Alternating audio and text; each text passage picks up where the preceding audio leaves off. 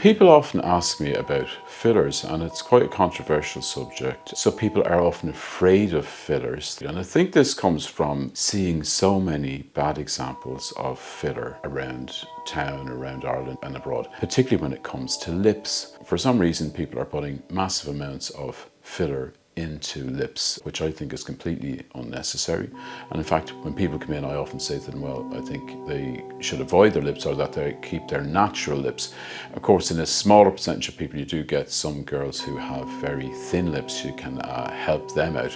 But in general, injectors are using way too much fillers in the lips, and it does look unaesthetic. I often wonder about the psychology of the overfilled lips. Why do people want these massive lips? Is it body dysmorphic disorder? Is it that the injector hasn't got a good eye for and they're just putting in too much product? Is it that the person wants some kind of a different look? Like, is it a kind of a gangster look? Is it are they looking for attention? Because it doesn't look natural, you know. You got to think as well, what do people you meet think about these overfilled lips? It's certainly, they make judgments on appearance. People make judgments on appearance all the time, and you got to think, well, if your lips are overfilled, your cheeks are overfilled, it does make people judge you in a certain way. I think it's better to keep a natural, sophisticated look rather than the overfilled option. The other area that we do see too much fillers is in the cheeks. So we see a lot of people with the overfilled syndrome, way too much fillers in their cheeks, and again, that's unaesthetic and looks very unnatural.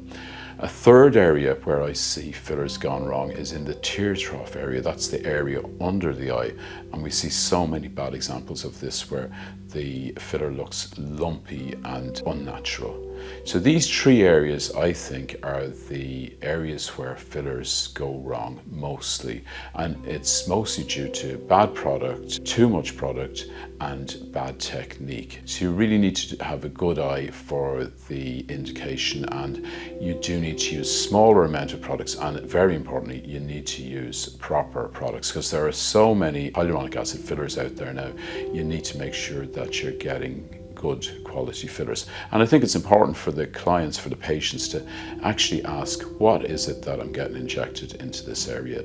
Is it Restylane, or is it some cheaper imported product that mightn't be near as good and that can cause side effects? The other thing you need to take into account when you're doing fillers is that the injector really has to have a good in-depth knowledge of the facial anatomy, because hyaluronic acid is a gel, and if you inject this gel into a vessel like an artery in the face, it can have catastrophic consequences. Like, and areas you need to be particularly careful, of course, are the nose, the glabella, that's the frown line area here in the middle, because a misplaced injection into a vessel in those locations, or even in the lip or the nasolabial fold, can cause occlusion of an artery, which can cause necrosis of the skin, or worse still, it can even cause blindness if injected into the wrong vessel or into any vessel. So not only do you need an in-depth knowledge of facial anatomy and good safe technique, you also need to know how to dissolve filler in the event of vascular occlusion.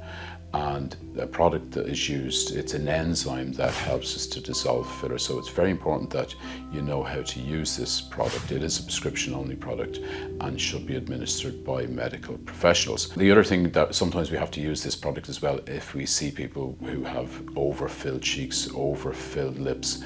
We do need to use hyaluronidase, and using hyaluronidase requires some expertise as well. The first thing I would say about using this enzyme is that you have to be careful about allergic reactions, because I've seen 2 occasions where people have been allergic to this enzyme that's used to dissolve the hyaluronic acid.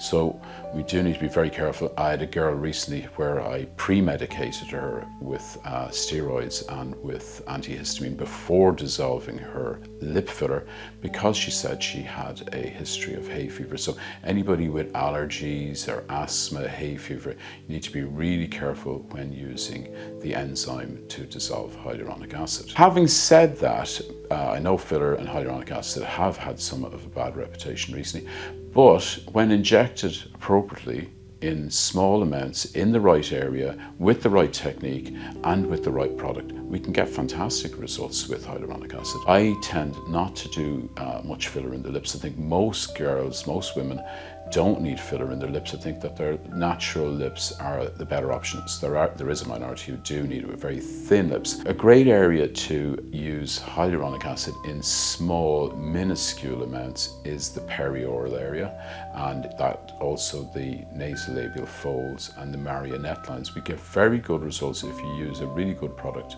with the right technique in those areas. And another area that can yield good results is the cheek area, but the key is not to inject too much into the cheek area and to keep it natural, not to overfill it.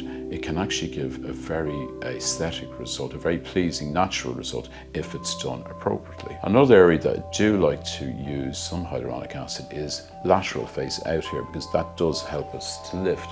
And I find when we do it with the right technique in the right area with the right product, it doesn't tend to migrate, because people do worry about hyaluronic acids migrating, but if you do it in the right way, you don't get that migration. Where I do see migration, of course, is the tear trough. We have to be very careful in the tear trough area filler.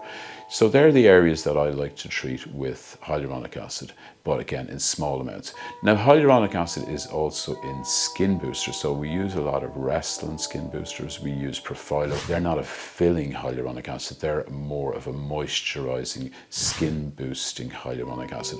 Because we know that hyaluronic acid is a skin booster, we also know that it is a biostimulator. So it does lead to the stimulation of collagen if used in the right way, because we have studies going back to 2015 done by Professor Voorhees in Chicago that shows that if we keep the stretch on the fibroblasts, this will help the fibroblasts to produce collagen in the longer term. So I do think it is a good idea to introduce small amounts of hyaluronic acid into the skin. But the key is good technique, knowledge of the anatomy, small amounts, safety, knowing how to dissolve if there was ever any occlusion. These principles are very important. The other important thing is to have a good eye for aesthetics. So I don't know what some injectors are doing, like putting 2 mils into the lips and giving girls and ladies these crazy big lips. I just think it's so unnatural, so unaesthetic. I like to go for a natural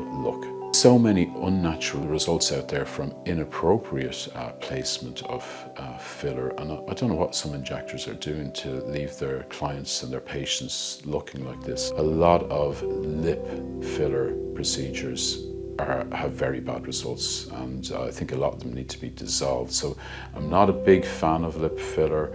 I think that if we're going to use a little bit of lip filler, we have to only use it in select cases where the person does have very thin lips, because I think the lip filler that is being done at the moment, where it's too much, I think it just looks trashy. It doesn't look natural. It doesn't look aesthetic. We also need to be careful in the upper lip not to put too much in there. I see a lot of kind of duck-shaped lips from placement into the upper white lips. So staying away from the lips, maybe doing a little bit in the perioral area, just small amounts, marionettes, nasolabials, but leaving the lips alone in most cases. And you have to, very often people will come in and say, well, I want my lips done. Sometimes we have to, a lot of cases, we have to say, no, you don't need them done, and you have to have the courage to say that to the patient, because you can't just do everything that the patient thinks themselves, because a lot of people out there have this body dysmorphic disorder that might want something that might not necessarily suit them. And again, they might point to the cheeks, to have them too large as well. Again, a little bit into the cheeks is good, but not too much. In the glabella, we can use small amounts of hyaluronic acid. That's just for those frown lines where there's